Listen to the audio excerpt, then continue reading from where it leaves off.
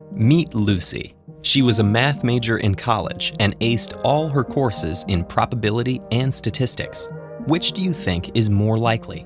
That Lucy is a portrait artist, or that Lucy is a portrait artist who also plays poker? In studies of similar questions, up to 80% of participants chose the equivalent of the second statement, that Lucy is a portrait artist who also plays poker. After all, nothing we know about Lucy suggests an affinity for art, but statistics and probability are useful in poker. And yet, this is the wrong answer.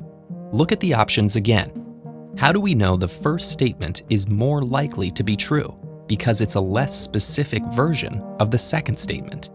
Saying that Lucy is a portrait artist doesn't make any claims about what else she might or might not do.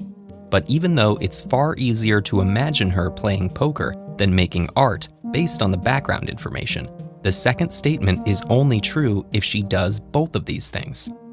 However counterintuitive it seems to imagine Lucy as an artist, the second scenario adds another condition on top of that, making it less likely.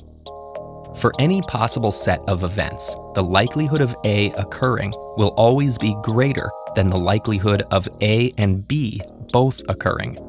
If we took a random sample of 1 million people who majored in math, the subset who are portrait artists might be relatively small. But it will necessarily be bigger than the subset who are portrait artists and play poker. Anyone who belongs to the second group will also belong to the first, but not vice versa. The more conditions there are, the less likely an event becomes.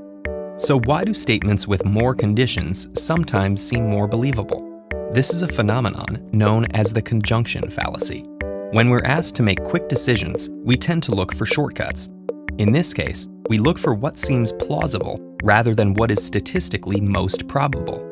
On its own, Lucy being an artist doesn't match the expectations formed by the preceding information. The additional detail about her playing poker gives us a narrative that resonates with our intuitions. It makes it seem more plausible.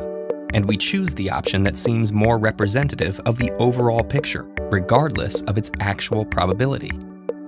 This effect has been observed across multiple studies, including ones with participants who understood statistics well, from students betting on sequences of dice rolls to foreign policy experts predicting the likelihood of a diplomatic crisis.